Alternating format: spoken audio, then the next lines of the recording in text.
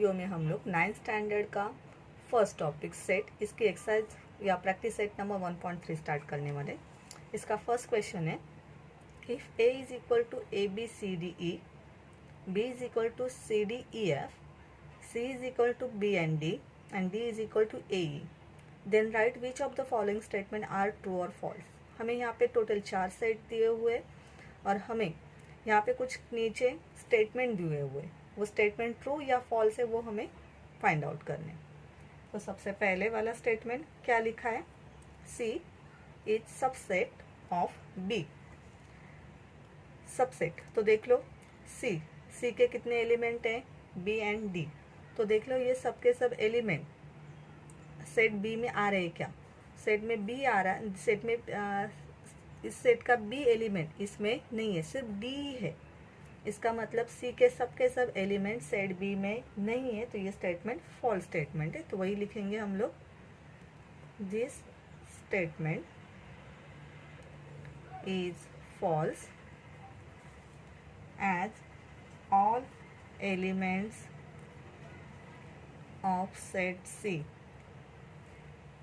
Does not belongs to set B. Set C के सब element set B में नहीं आ रहे, इसलिए ये स्टेटमेंट हमारा फॉल्स हो गया। सेकंड स्टेटमेंट क्या बोल रहा है हमें, ए इज सबसेट ऑफ डी। ए में देख लो कितने एलिमेंट है, ए बी सी डी ई, और इसके सब एलिमेंट डी में आ रहे क्या, नहीं आ रहे, तो ये भी कौन सा स्टेटमेंट है हमारा, फॉल्स स्टेटमेंट। तो यहाँ पे भी लिख लेते हैं हम लोग, this statement is false as all elements of set A does not belongs to set D। A के सब एलिमेंट D में नहीं है। फिर थर्ड स्टेटमेंट है हमारा, D is subset of B। तो देख लो D के एलिमेंट है A एंड E, ये सब के सब एलिमेंट सेट B में आ रहे हैं क्या, नहीं, तो ये भी हमारा फॉल्स स्टेटमेंट ही है। यहाँ पे भी हम लोग वही लिखेंगे, this statement is false as all elements of set D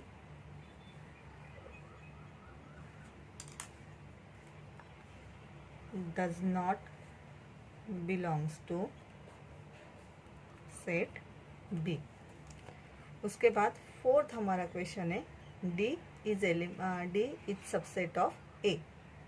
तो डी के एलिमेंट देख लो क्या है, ए एंड ई। देखो ये सब दोनों के दो एलिमेंट ए में आ रहे हैं क्या, तो देख लो आ रहे, ए भी आ रहा है ई भी आ रहा है, मतलब ये स्टेटमेंट हमारा ट्रू स्टेटमेंट है, फोर्थ वाला। तो हम लोग ये लिख लेंगे यहाँ पे, फोर्थ ये नंबरिंग कर ली हम लोगों ने, this statement is true as all elements of set D belongs to set A। फिर उसके नेक्स्ट वाला क्वेश्चन, फिफ्थ वाला स्टेटमेंट है हमारा, B is subset of A। तो देखो B के एलिमेंट सब एलिमेंट A में आ रहे हैं क्या, देखो एक बार चेक करेंगे हम लोग। तो B में C है, इसमें भी C है, D E यहाँ पे भी D है, लेकिन सेट B में F एलिमेंट है जो A में नहीं है। तो B के सब एलिमेंट सेट A में नहीं आ रहे, तो ये भी स्टेटमेंट हमारा फॉल्स हो गया। वही लिखेंगे हम लोग, this statement is false as all elements of set B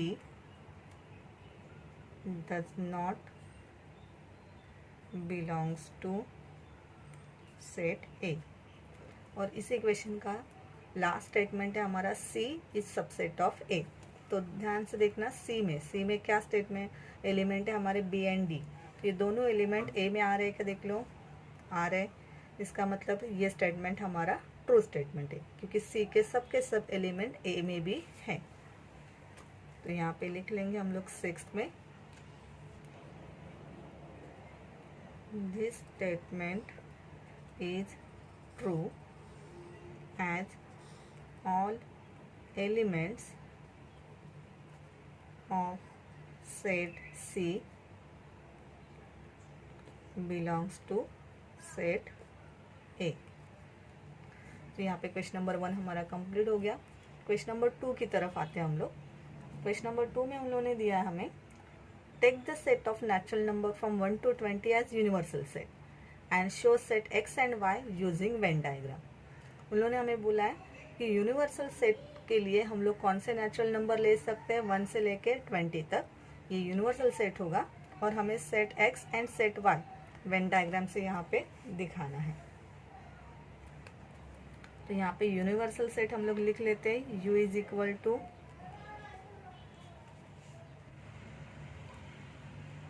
ऐसे ही हम लोग पूरे नंबर लिखने की ज़रूरत नहीं, अप टू 20 हम लोग लिखेंगे।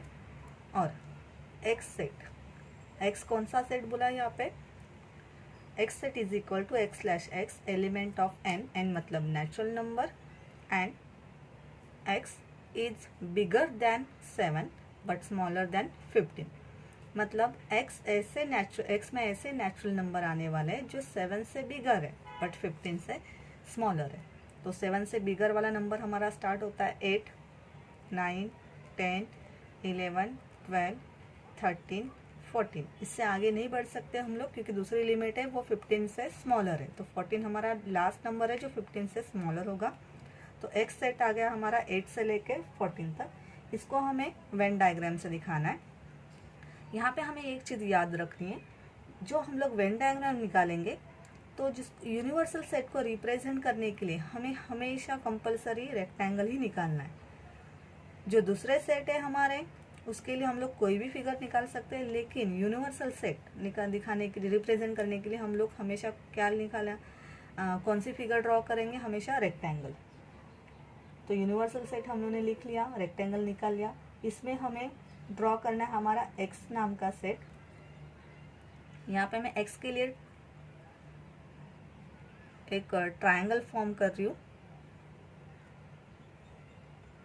ये हो गया हमारा एक्स नाम का सेट, जिसमें कौन कौन से एलिमेंट आ रहे हैं, 8, फिर 9, 10, 11, 12, 13 एंड 14। तो ये हो गया हमारा एक्स सेट। लेकिन हमें यूनिवर्सल सेट भी दिखाना है, तो इसमें जो एलिमेंट जो एक्स सेट में नहीं आ रहे लेकिन यूनिवर्सल में है वो हमें आउट ऑफ द ट्रायंगल लिखने। तो 1 यहाँ पे लिख सकते हैं हम लोग, 2, 3, 4, 5, 6, 7, 8 से लेके 14 तक यहाँ तक है, तो वो लिखने के हमें रिपीट करने की ज़रूरत नहीं। उसके बाद 14 के बाद नंबर आता है हमारा 15, 16, 17, 18, 19 एंड 20। यहाँ पे याद रखना है सेट का नाम हम लोग हमेशा उस फिगर के या उस जो हम लोगों ने रेक्टेंगल या ट्रायंगल निकाला है उसके बाहर ही, आउटर मतलब बाहर के साइड में ही लिखते हैं। तो यूनिवर्सल सेट आ गया हमारा 1 से लेके 20, जिसके अंदर सेट एक्स है हमारा, जिसमें एलिमेंट आ रहा है 8 से लेके 14 तक। ऐसे ही हमारा दूसरा क्वेश्चन है, यहाँ पे इन्होंने हमें वाई सेट दिया है, उसमें वाई सेट लिखा है Y slash Y element of N, Y is a prime number from 1 to 20। तो यहाँ पे y भी एक नेचुरल नंबर है और y एक प्राइम नंबर है जो 1 से लेके 20 के बीच में आने वाला है। तो यहाँ पे भी यूनिवर्सल सेट ले लेते हैं हम लोग। वही यूनिवर्सल सेट क्या था हमारा 1 से लेके 20 तक, इसको ज़्यादा नहीं बढ़ाते हम लोग। और फिर y हमारा प्राइम नंबर, y क्या है हमारा एलिमेंट ऑफ नेचुरल, मतलब नेचुरल नंबर में ही स्टार्ट होगा, लेकिन वो एक प्राइम नंबर होगा 1 से लेके 20 तक। तो हमारा सबसे पहला प्राइम नंबर होता है 2, फिर उसके बाद 3, 5, 7, 11, 13, 17, 19। उसके आगे नहीं बढ़ सकते हम लोग क्योंकि लिमिट दिया उन लोगों ने 20 तक की। तो यहाँ पे 20 के आगे नहीं बढ़ेंगे हम लोग। इसको भी हमें वेन डायग्राम में रिप्रेजेंट करना है। जैसे मैंने अभी लास्ट थोड़ी देर पहले बोला था, यूनिवर्सल सेट निकालने के लिए हम लोग रेक्टेंगल को लेंगे। तो यूनिवर्सल सेट लिख रहे हैं हम लोग, और इसमें अभी मुझे y दिखाना है। इसके लिए मैं एक सर्कल बना रही हूँ। हम लोग कोई भी फिगर निकाल सकते हैं। y के लिए मैंने एक सर्कल बनाया। y के एलिमेंट कौन कौन से थे? 2, 3, 5, 7, 11, 13, 17 एंड 19। और जो एलिमेंट जो y में नहीं है लेकिन यूनिवर्सल सेट में है, वो हम लोग बाहर के साइड में लिखेंगे। ये हमारा y सेट है, उसको लिख लिया हम लोगों ने y। 1 नहीं है तो वो लिखेंगे हम लोग। फिर 4 नहीं है यहाँ इसमें y सेट के अंदर, 6, फिर 8, फिर 9, 10, 11 देखो यहाँ पे, तो उसके बाद का 12, इसके बाद 14, 15 भी यहाँ पे कहीं पे नहीं बीच में नहीं दिखाई दे रहा, तो 15, 16, 17 यहाँ पे है। और क्या बचा हमारे पास? 18, 19 भी यहाँ पे, और बचा 20। तो इस तरह से हम लोगों ने वेन डायग्राम प्रेजेंट कर लिया। इसी के आगे बढ़ते हैं हम लोग क्वेश्चन नंबर 3 की तरफ। क्वेश्चन नंबर 3 में लिखा है u is equal to, u मतलब universal set is equal to 1 2 3 4 5 6 sorry 1 2 3 7 8 9 10 11 12। ऐसे हम लोगों ने हमें कुछ एलिमेंट दिए हुए हैं, और p है हमारा 1 3 7 एंड 10। सबसे पहले यूनिवर्सल मतलब u, p and p complement हमें वेन डायग्राम से दिखाना है, और सेकंड क्वेश्चन में हमें कुछ वेरीफाई करना है। सबसे पहले फर्स्ट क्वेश्चन हम लोग वेन डायग्राम से दिखाते हैं। इसके पहले हम लोग लिख लेते हैं एक बार फिर से। u में क्या क्या आ रहा है? 1 2 3 7 8 9 10 11 12। फिर p में क्या क्या आ रहा है? 1 3 7 10। और p कॉम्प्लीमेंट किसको बोलते हैं हम लोग? जो p में नहीं है लेकिन यूनिवर्सल में है। तो अभी देख लो, p में 1 है तो उस कॉम्प्लीमेंट में नहीं आएगा। लेकिन देख लो 2 एलिमेंट p में नहीं है, तो ये मुझे p कॉम्प्लीमेंट में लिखना पड़ेगा। 3 भी यहाँ पे मैच हो रहा है तो ये नहीं लिखेंगे।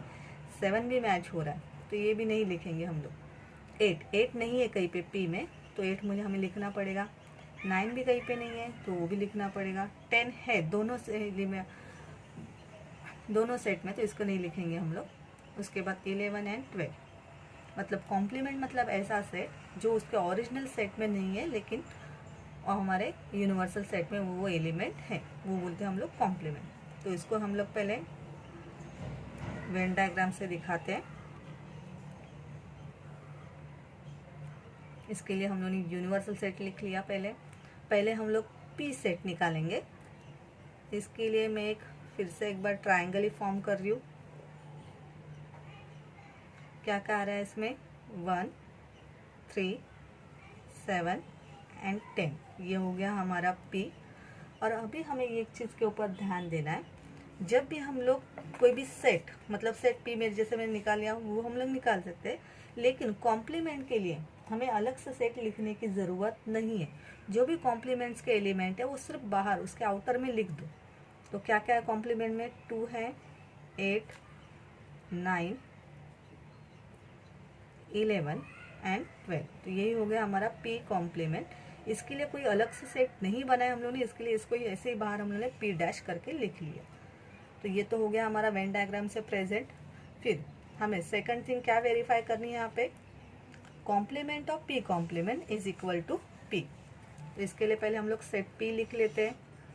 सेट P क्या था हमारा, जो हम लोगों ने पहले भी कैलकुलेट करके रखा है, 1 3 7 10। और P कॉम्प्लीमेंट भी कैलकुलेट करके रखा है हम लोगों ने, जो क्या था हमारे लिए 2 8 9 11 एंड 12। चाहे तो साइड में U भी निकालो, यूनिवर्सल सेट भी लिख लेते हैं हम लोग। यूनिवर्सल सेट क्या था हमारा 1 2 3 7 8 9 10 11 12। और अभी हमें क्या निकालना है? P complement of P complement. तो जो पी कॉम्प्लीमेंट में नहीं है लेकिन यूनिवर्सल में है उसको क्या बोलेंगे हम लोग, कॉम्प्लीमेंट ऑफ पी कॉम्प्लीमेंट। तो यूनिवर्सल और पी कॉम्प्लीमेंट को हम लोग कंपेयर करेंगे। तो इसमें हम लोग देखते हैं 1 यूनिवर्सल में है लेकिन पी कॉम्प्लीमेंट में नहीं है, तो जो यूनिवर्सल में आ रहा है लेकिन पी कॉम्प्लीमेंट में नहीं आ रहा है वो यहाँ पे आएगा कॉम्प्लीमेंट ऑफ पी कॉम्प्लीमेंट में। तो 1 ले लिया हम लोगों ने, 2 मैच हो रहा है तो ये नहीं आएगा। 3 में देखो यूनिवर्सल में है लेकिन इसमें नहीं है तो ये हमें लिखना पड़ेगा। 7 यूनिवर्सल में है लेकिन पी कॉम्प्लीमेंट में नहीं है तो इसको लिखना पड़ेगा। 8 मैच हो रहा है तो ये नहीं लिखेंगे हम लोग। 9 भी मैच हो रहा है तो ये नहीं लिखेंगे हम लोग। 10 पी यूनिवर्सल में आ रहा है लेकिन पी कॉम्प्लीमेंट में नहीं है तो उसको लिखना पड़ेगा हमें। 11 दोनों में भी आ रहा है, 12 भी दोनों में भी आ रहा है तो उसको भी नहीं लिखेंगे हम लोग। तो देखो कॉम्प्लीमेंट ऑफ पी कॉम्प्लीमेंट कितना आ गया, 1 3 7 10, और पी भी कितना है हमारा 1 3 7 10। तो इसको हम लोग चाहिए तो फर्स्ट लिख के रखते हैं और इसके लिखते हैं सेकंड। तो ये वेरीफाई हो चुका है, यहाँ पे लिख लेंगे हम लोग from first and second P complement of p complement is equal to p is verified। Next question की तरफ आते हैं हम लोग। नेक्स्ट क्वेश्चन नंबर 5 में फर्स्ट वन लिखा है, right the subset relation between the sets.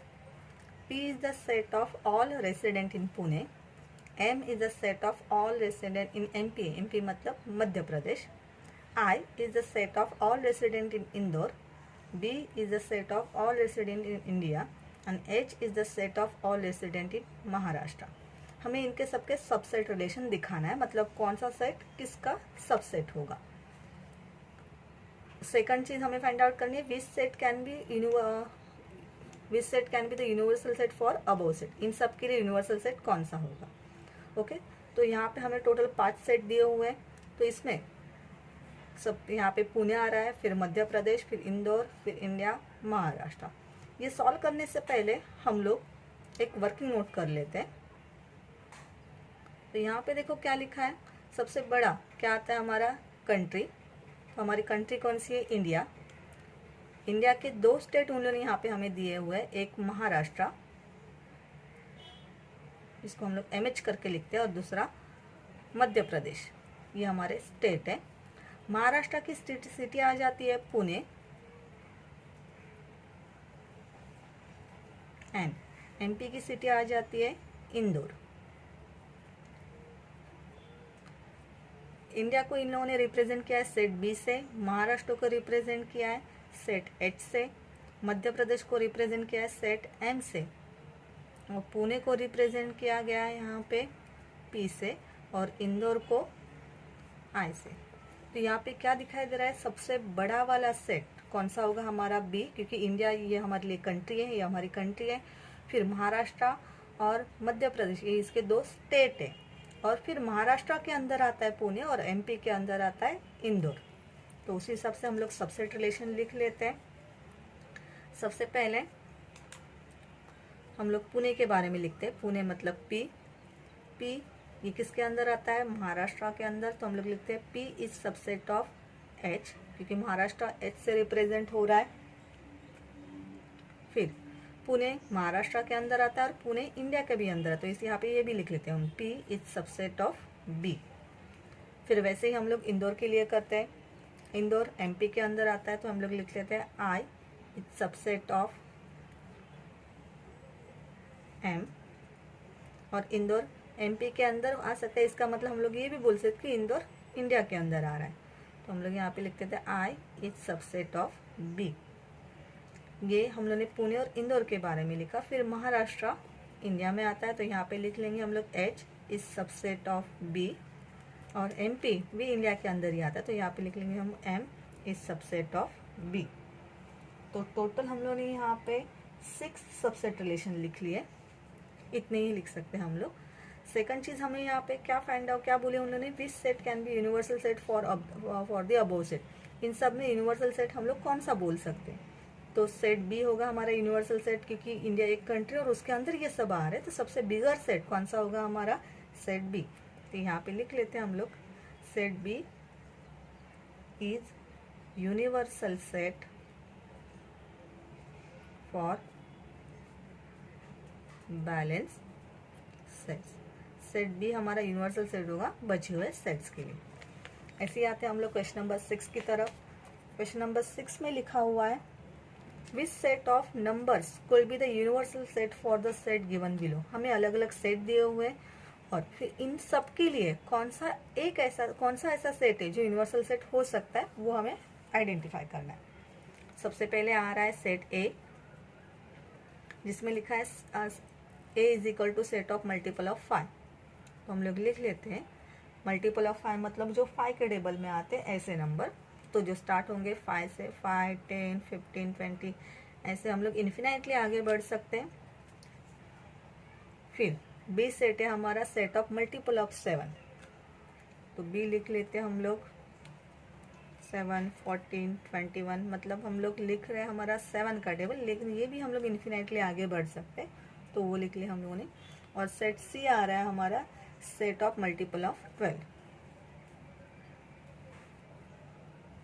तो यहाँ पे 12 के टेबल से स्टार्ट करते हैं हम लोग 12, 24, 36, 48, इसको भी हम लोग इन्फिनाइटली आगे लिख सकते हैं, इसके लिए छोड़ दिया हम लोगों ने। ओके, तो ये टोटल 3 सेट लिखे हम लोगों ने। तीनों सेट के लिए कौन सा सेट है जो यूनिवर्सल सेट हो सकते हैं। तो नंबर में हम लोगों ने सबसे पहले अलग अलग सेट देखे थे, उसमें से सबसे पहला सेट आ रहा था हमारा एन मतलब नेचुरल नंबर। नेचुरल नंबर हमारे स्टार्ट होते हैं 1 से और आगे जाते हैं इन्फिनाइटली। फिर आते हैं होल नंबर के सेट। होल नंबर के सेट हमारे स्टार्ट होते हैं 0 से और वो भी इन्फिनाइटली आगे जा सकते हैं। और फिर है हमारे पास इंटीजर। इंटीजर जो ऐसा सेट है जो हमारे नंबर लाइन जिसको हम लोग बोलते हैं उस तरह से का, ये भी इन्फिनेटली आगे यहाँ पे भी जा सकता है और इंटीजर माइनस में भी आता है हमारा, तो यहाँ पे भी ये इन्फिनेटली आगे बढ़ सकता है दोनों साइड से। तो ये तीनों के तीनों सेट यहाँ पे यूनिवर्सल सेट हो सकते हैं, क्योंकि ये सब के सब एलिमेंट ये तीनों सेट में आ सकते हैं। 5 से लेके इन्फिनेटली आगे बढ़ो, 7 से लेके इन्फिनेटली आगे बढ़ो या 12 से आगे, ये जो भी सेट जा रहे हैं ये नेचुरल नंबर में भी आ जाएंगे, होल नंबर में भी आ जाएंगे और इंटीजर में भी आ जाएंगे।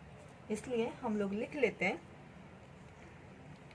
therefore any set of natural number, whole number and integer can be taken as universal set for set A, B and C। तो क्वेश्चन नंबर 6 का फर्स्ट वन कंप्लीट हो गया। सेम उसी तरह का है क्वेश्चन नंबर 6 का सेकंड वन। यहाँ पे लिखा है P is equal to set of integers which are multiple of 4। P हमारा कौन सा सेट है जो मल्टीपल ऑफ 4 में आ रहा है। तो 4 का मल्टीपल मतलब 4 का टेबल स्टार्ट करेंगे हम लोग, ये भी इन्फिनेटली आगे लिख सकते हैं हम लोग। और फिर टी हमारा सेट देखो कौन सा है, set of all even square number. Square number मतलब ऐसे नंबर जिनको परफेक्ट स्क्वायर रूट होता है। जैसे पहला स्क्वायर नंबर होता है हमारा 4, क्योंकि 4 का रूट आता है 2, तो यहाँ पे लिखेंगे हम लोग 4। ओके, और वो स्क्वायर नंबर इवन भी होने चाहिए। फिर उसके बाद दूसरा स्क्वायर नंबर होता है 9, लेकिन 9 का रूट तो 3 जो ऑड नंबर है तो उसको नहीं लेंगे हम लोग, हमें सिर्फ इवन वाले नंबर देखने। तो 4 के बाद का नंबर होता है परफेक्ट स्क्वायर नंबर है 16, क्योंकि 16 का रूट होता है 4। फिर 36, क्योंकि 36 का रूट होता है 6। फिर लिख सकते हैं हम लोग 64, क्योंकि 64 का रूट होता है 8। इस तरह से इन्फिनेटली आगे बढ़ सकते हैं हम लोग। यहाँ पे याद रखना स्क्वायर नंबर मतलब ऐसे नंबर जिनके परफेक्ट स्क्वायर रूट है। 4 का स्क्वायर रूट 2 है, 16 का रूट 4 है, 36 का रूट 6 है, 64 का रूट 8 है। ऐसे ही इन्फिनेटली हम लोग आगे बढ़ सकते हैं, इसको लिखने की ज़रूरत नहीं है। तो यहाँ पे हमने लिख लिया। तो इन दोनों सेट के लिए कौन से हम लोग सेट यूनिवर्सल सेट करके लिख सकते हैं। तो फिर से एक बार वही एन मतलब नेचुरल नंबर कहाँ से स्टार्ट होंगे हमारे 1 से लेके इन्फिनेटली आगे। फिर होल नंबर जो स्टार्ट होंगे हमारे 0 से और इन्फिनेटली आगे जा सकते हैं, और फिर इंटीजर जो दोनों साइड से इन्फिनेटली बढ़ सकता है। तो ये सब एलिमेंट 4 से लेके आगे मल्टीपल में या ये परफेक्ट स्क्वायर नंबर इन तीनों सेट के अंदर आ सकते हैं। इसलिए यहाँ पे भी हम लोग क्या लिख सकेंगे, any set of N W and I, मतलब natural number, whole number and integer can be taken as universal set for set P and T. इन तीनों में से कोई भी सेट हम लोग यूनिवर्सल सेट करके ले सकते हैं इन पी और टी के लिए। अब इस एक्सरसाइज का लास्ट क्वेश्चन देख लेते हैं जो सबसे सिंपल है। लास्ट क्वेश्चन में लिखा है let all the student of a class be an universal set. एक क्लास के जो भी बच्चे लोग हैं उनको हम लोग यूनिवर्सल सेट पकड़ लेते हैं। Let set A be that student who secure 50% or more marks in maths. उसमें से सेट ए कौन से, सेट ए में कौन से स्टूडेंट आ रहे हैं जिनको मैथ्स में 50% या उससे ज़्यादा मार्क्स मिले हैं। Then write complement of set A, और फिर हमें क्या राइट करना है, कॉम्प्लीमेंट ऑफ सेट ए। तो सबसे पहले हम लोग यूनिवर्सल सेट लिख लेते हैं। यहाँ पे हम लोग लिखेंगे universal set is equal to x slash X is students in class. Universal कौन सा सेट है हमारा, जिसमें क्लास के सब स्टूडेंट आ रहे। सेट ए, इसमें कौन से स्टूडेंट आएंगे जिनको मैथ्स में 50% या मोर मार्क्स मिले। तो हम लोग लिखेंगे x slash X is student who score 50% or more